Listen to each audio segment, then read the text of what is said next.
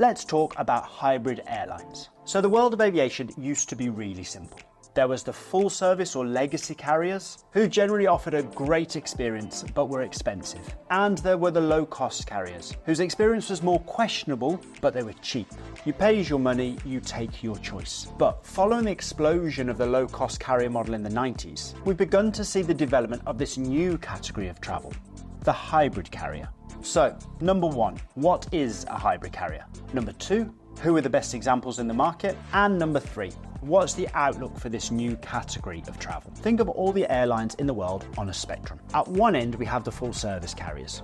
Think Emirates, Qatar, Singapore, and so on. These carriers offer a comprehensive range of services to their customers, including economy, premium economy, business, and first class cabins. In-flight meals, beverages, and entertainment are all included in the price, as well as about 20 to 30 kilograms of luggage, depending on the class of travel. These carriers also operate a global network through their hub of high quality airports. And they have premium lounges and loyalty programs and offer code shares or connections with other airlines for seamless international travel. It's a great way to travel, but you pay for it via a premium ticket price. On the other extreme are the low cost carriers, or more specifically, the ultra low cost carriers. Think Southwest, Indigo, Pegasus, or Ryanair. These operators ripped up the rulebook, transformed the aviation landscape, and brought travel to the masses. And they achieved this through a ruthless desire to maximize revenue, improve operational efficiency, and ensure cost control. Here's just 10 tactics that they used, which you now see are common across the aviation industry. But before we get into that, please take the time to like and subscribe to the channel. It really helps us grow the network, and I love reading all of your comments. Number one, dynamic pricing. LCCs were early adopters of this approach, with fares increasing closer to the date of travel or as availability reduces. Number two, single sales channel. Passengers book directly with the carrier on their website, so there's no revenue leakage to third parties or travel agents. Number three, ancillary revenue, and this is a big one. The initial ticket price might be cheap, but you pay for literally everything else. And don't underestimate this. In the Q4 results just released, Indigo, the Indian low-cost carrier, well, they made nearly $200 million in ancillary revenue alone. Number four, single aircraft type. LCCs try and use a single category of aircraft across the entire fleet, and they do this to improve operational efficiency, as this approach allows them to deploy crew to any aircraft. They can simplify training and they can optimize maintenance regimes. Number five, standardized cabins. With the LCCs, all aircraft have the same internal layout. It's standard and it's basic, generally with only one class of travel. Seats are also packed in tight, trying to accommodate as many passengers as possible. Number six, aircraft utilization. LCC aircraft are on the ground for physically as little time as possible, with turnarounds being kept to an absolute minimum, sometimes as short as 25 minutes. An LCC will generally operate a route which is somewhere between 90 minutes and 5 hours long, with the sweet spot being around 2 to 3 hours, as this allows them up to 6 flights per day. However, LCCs don't just do short haul. You can fly from Abu Dhabi to Rome on Wizz Return for just $129. 7. In-flight service. Yeah, onboard service reflects the ticket price, but that's not to say that the staff don't work extremely hard. They are constantly on the move during the flight and can often be working those 6 turnarounds per day, with little, if any, downtime in between flights. 8. Point-to-point operations. Now pay attention. LCCs fly passengers directly from point A to point B. They don't offer expensive hubs and they don't provide connections. You can create your own connection, but these are on separate bookings.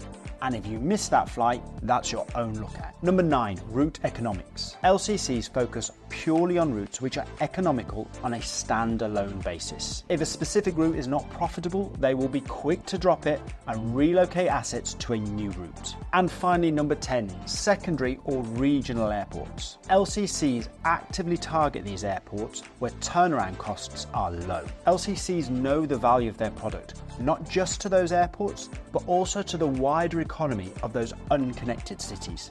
And they use this to significantly leverage their position and get the very best deal, and will often negotiate additional discounts or incentives. So we have full service carriers on one side and ultra-low-cost carriers on the other. And as the name suggests, hybrid carriers developed in the middle. As always, there is no industry-wide definition of a hybrid carrier, but operators drew on both models to create a very specific product with a specific strategy generally tailored to a specific market. Let's look at some examples, starting with the Korean Air Primera. Now, these guys are interesting because they're one of the few airlines, if any, that actively describe themselves as a hybrid carrier. And they operate from their base in Seoul to San Francisco, LAX, New York, Bangkok and Tokyo. And from a service perspective, they draw heavily on the LCC model with a strong flavour of the full service carrier as well. They have 5 standardised Boeing 787-9s. These aircraft are modern and extremely fuel efficient with low operating costs and are the workhorse for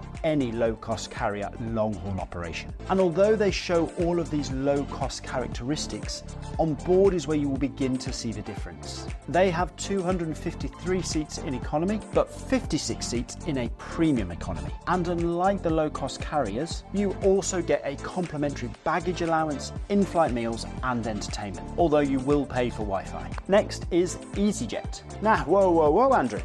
EasyJet is an LCC. Well, yes, that is correct, but EasyJet is absolutely distinct from the ultra-low-cost carriers and is commonly regarded within the industry as a hybrid carrier. Yes, EasyJet uses many of the characteristics of a low-cost airline, including dynamic pricing, a focus on ancillary revenue and standardized cabins. But what sets EasyJet apart, which is similar to Primera, is its strategy to undercut legacy airlines operating from primary airports. Hardcore ultra-low-cost carriers look for the cheapest airport to fly from. Remember, Ryanair's flight to Paris lands you a mere 95 kilometers away from the Champs-Élysées. But EasyJet takes a different approach, investing into slots in primary airports, such as Gatwick, Edinburgh, Paris-Orly or Rome. And this is a really important distinction because crucially, passengers like flying from these airports and are prepared to pay a small premium for that over and above the ultra low-cost carrier. So EasyJet's strategy is not about rock-bottom prices. It's about providing a lower cost alternative to either affluent leisure or business travellers. And this approach provides benefits all round. From a passenger perspective, these airports are really well appointed with good transport links and great terminals. So these passengers can enjoy the same airport experience and route without having to pay those legacy or full service carrier airlines. The airports really like this strategy as well. Not only do they now get a higher yielding passenger through their terminal, but EasyJet provides the airport with increased connectivity or access to new markets, which is something very difficult for the legacy or full service carriers to do because of their hub and spoke and traditional network approach.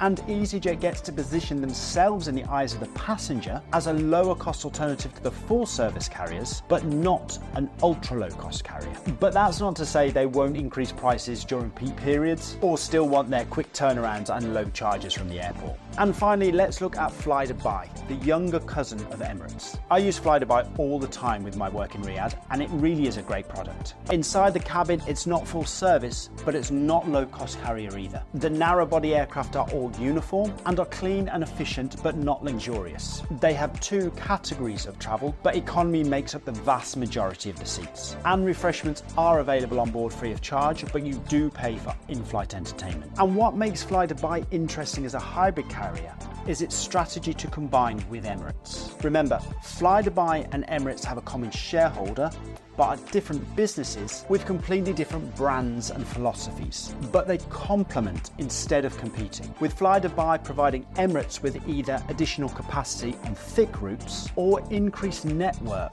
where demand cannot support Emirates 777s or A380s. They also code share to retain passengers within the network, allowing me last week to fly from Rome to Dubai on Emirates and then Dubai to Riyadh on Fly-Dubai, all on the same ticket. So finally, what's the future for this hybrid category of travel? Well, as always, we can never generalize. Remember, the aviation industry is the sum of different routes across individual geographies and markets. So where the correct hybrid product is aligned to the correct route, they will continue to be successful. They offer a great alternative to the more affluent leisure or business traveler who wants an increased experience but doesn't want to pay that heavy full service price. But on the flip side, put the wrong product on the wrong route and it will not be successful. In some markets, on some routes, people will pay a premium, but in others, they just want the lowest possible price. The challenge for the operator is to match product to demand.